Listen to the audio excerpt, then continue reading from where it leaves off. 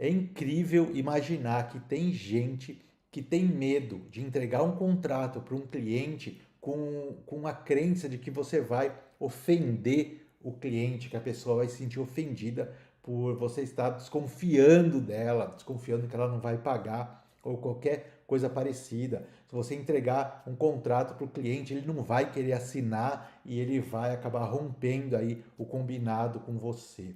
Deixa eu te contar uma história. No baralho, não sei se você sabe ou não, uma pessoa ela sempre embaralha as cartas e ele entrega para uma pessoa cortar. Isso é o combinado. Como que funciona? Você está embaralhando as cartas, uma outra pessoa está lá embaralhando as cartas, e quando você dá o baralho para outra pessoa cortar, ela corta, não é porque ela está desconfiando de você ou não, não é porque ela está desconfiando de quem embaralhou as cartas ou não, é porque é uma regra do baralho. É como se fosse um contrato. A pessoa ela pode estar manipulando o baralho ali ou não, tá? Mas quando a outra corta o baralho, ela modifica completamente o cenário das cartas. Então, é muito importante que você entenda que assinar um contrato faz parte do negócio.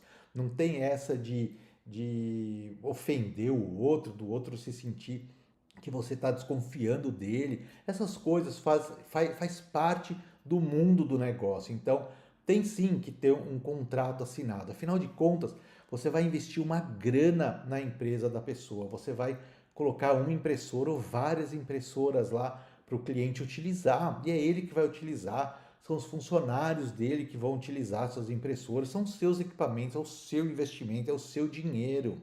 Então é muito importante que se tenha sim um contrato assinado. Então eu não sei se você tem essa crença ou não, mas sempre lembre dessa história do baralho, do corte do baralho, porque isso é uma regra, faz parte do jogo, faz parte do mundo dos negócios. Então vamos lá, eu vou te mostrar aqui a importância de se ter um contrato assinado. Primeiro, vamos falar aqui dos direitos e deveres. Por quê? Você vai oferecer para o cliente a manutenção e o suporte. Então tem que estar no contrato tudo referente à manutenção, referente ao suporte. Se você vai incluir as peças nesse contrato de locação, se você vai cobrar a mão de obra do cliente ou não vai, claro que não vai, mas isso tem que estar incluído no contrato, porque se você, por exemplo, não tem um contrato assinado, você pode fazer o que quiser. Quebrou a impressora, você pode emitir uma nota fiscal para o cliente. Falar, ó, tá aqui a nota da manutenção. Aí ele vai falar, puxa, mas não estava combinado que eu só ia te pagar uma mensalidade, você ia me fazer a manutenção, colocar as peças e tudo mais, entende? Então, esse é o tipo de situação que parece o óbvio, mas é o óbvio que tem que ser dito. Mau uso. Você sabe o que quer dizer mau uso? Por exemplo, se um cliente seu, ele vai abrir uma bandeja, a bandeja para colocar papel, puxa de qualquer jeito ali, quebra a bandeja. De quem que é a responsabilidade? A responsabilidade vai estar no contrato. Então você vai colocar mau uso é isso, é aquilo, é aquilo, é aquilo. Então você vai definir tudo que é mau uso, tudo que você considera que se for quebrado na impressora, a responsabilidade é do cliente ou a responsabilidade é sua. Então, ter uma cláusula de mau uso, ela vai acabar com qualquer tipo de rusga ali, de atrito que você possa ter com o cliente. Então, vamos lá, vamos dar o exemplo da bandeja de novo. O cliente foi lá, abriu a bandeja, quebrou a bandeja. Tem uma cláusula de mau uso lá que se quebrar a bandeja é o cliente que paga. Então, o cliente vai entrar em contato com você e vai falar, ó, quebrou a bandeja aqui da impressora. Aí você vai lá, vai fazer uma análise, vai falar, olha, essa aqui é responsabilidade de você. Vai falar, é minha responsabilidade? Sim, sim, ó, tá aqui no contrato. Ele vai olhar, ele assinou o contrato e tá tudo certo, ele vai pagar. Então, tem sim que ter cláusulas de mau uso, cláusulas de manutenção, é aquilo. É o óbvio, parece que é o óbvio que tem que ser dito. Não é tudo aqui que eu vou passar para você que é tão óbvio assim, mas tem coisas que realmente tem que estar no contrato. Então, mais um exemplo aqui, impressora reserva. Você retira a impressora para fazer a manutenção, você vai colocar uma impressora reserva ou não vai? Isso aí tem que estar no contrato. Eu não sei se você vai pôr ou se você não vai pôr. Você pode pôr, você pode não pôr, mas o importante é que esteja no contrato. Você não pode mudar a regra aí no meio do jogo. Se tá no contrato que tem que pôr uma impressora de reserva, vai e cumpra. Se não tá, o cliente ele não pode exigir isso de você. Então, pagamento. Então, tem que estar no contrato as formas de pagamento. Como que o cliente ele vai te pagar? Todo dia 10? É via boleto bancário? Ele vai fazer um Pix?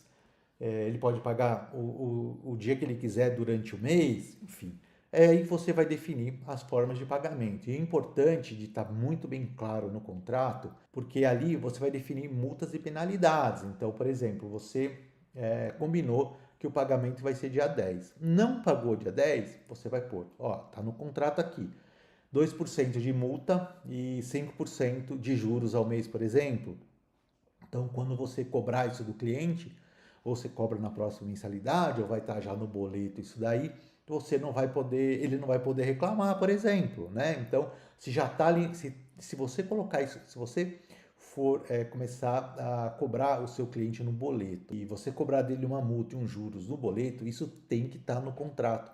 Você não pode colocar isso no boleto bancário e não ter essas multas e penalidades no contrato. Então, por exemplo, 5 dias não pagou, vai para protesto. Tranquilo, você pode enviar o cliente para protesto, mas tem que estar no contrato. Porque se você envia para protesto e não está no contrato, ele pode alegar que não sabia.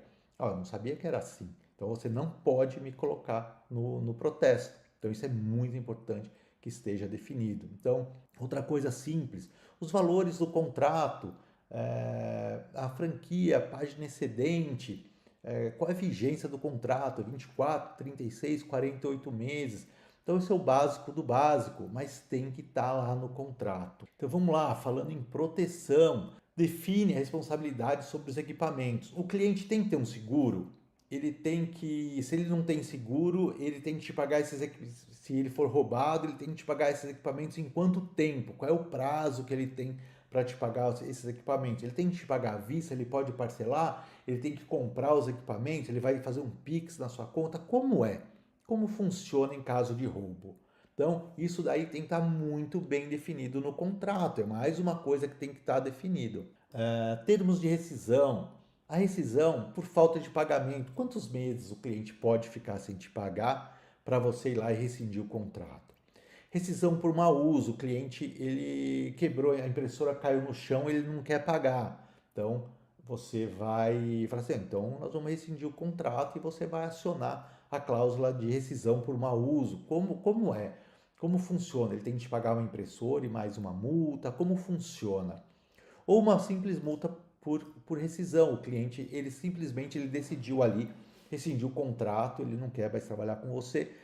Então, como é que funciona essa multa por rescisão? Eu coloquei aqui algumas sugestões. X vezes o valor mensal do contrato, o contrato é R$ 1.000 por mês, então a multa é R$ 6.000, por exemplo. Né? Um valor fixo, então vamos definir aqui que a multa vai ser R$ 10.000.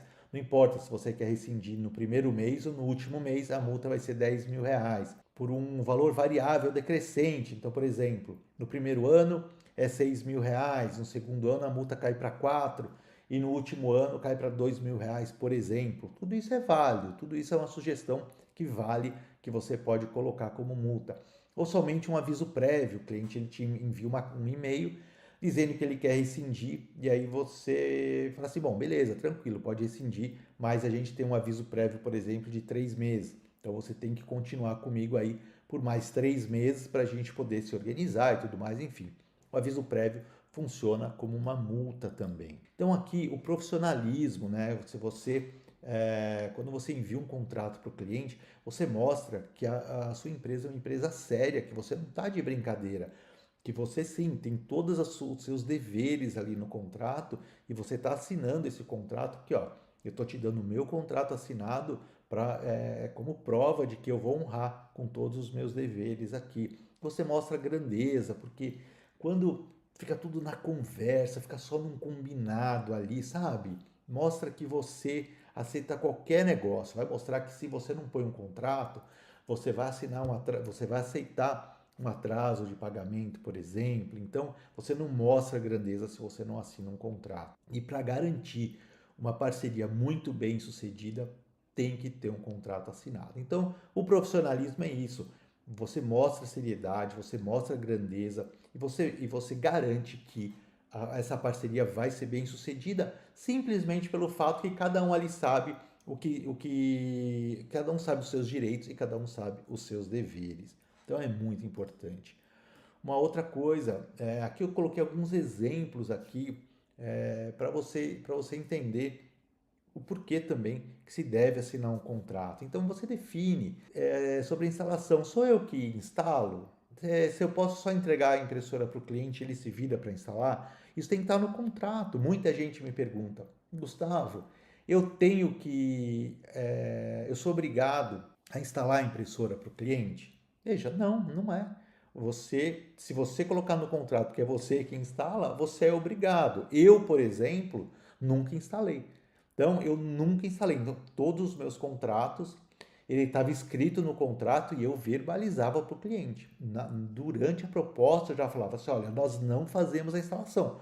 Você tem como instalar? Você tem um pessoal de TI, você tem uma empresa que presta um serviço para você, você tem alguém que faz essa instalação ou você mesmo faz, mas eu não instalo. Então, não só estava no contrato, como eu verbalizava também, porque isso é uma parte sensível aí do contrato que tem que ficar definido.